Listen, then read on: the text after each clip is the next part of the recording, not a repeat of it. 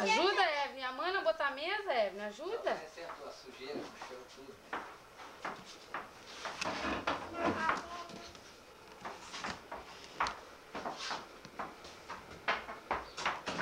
Ué, onde acende a luz aí de dentro de casa? Renato, passa por trás de mim assim.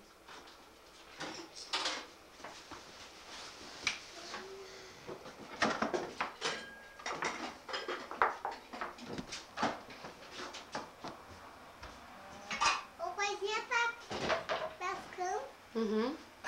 Passar com o toco de toalha, botaram o toco de toalha aqui, essas tocas. Toco de toalha. Tá. Ué, Evelyn, ajuda a mãe a botar a mesa. Vai botar os talheres lá, meu filho. Buscar os talheres lá, é. Botar os garfos, um garfo pro pai, um pra mãe e pra tia Nida. E uma colher pra cada um e uma faca. Esse aí não, cara. Pode então. Bota tudo dentro, ó. Tá, ó. Pronto. Isso, bota aqui, bota aqui. Um quarto pra cada um, não é? Frio? Tá.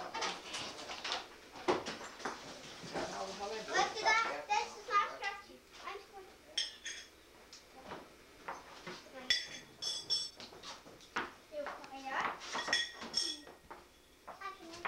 Senhor preparou a cidade, espera por nós os fiéis. Mais uma faca pro pai. Bota uns copos na fumaça. A faca pro pai, né? Puxa, tá aí botar no lugar. Ali é. O meu, então. Ah, é. Chega agora, não precisa tanto. Bota aqui os Bota a grandes faca. lá. Dos grandes, dos grandes. A faca do pai, isso. Tá. Aqui, aqui, a tia Lida, aqui. Eu vou botar esse pequenininho pra tia Lida. Bota um grande pra tia Lida aqui, uma colher ali.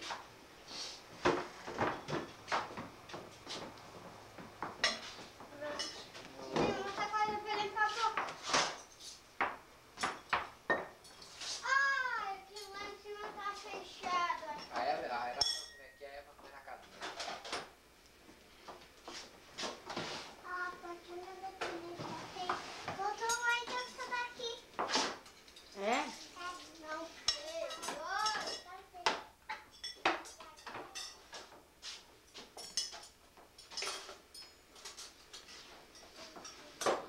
Viu? Já botasse pra tudo, Evelyn. Tá. Aí, ó. Isso aí. É. Fecha a gaveta.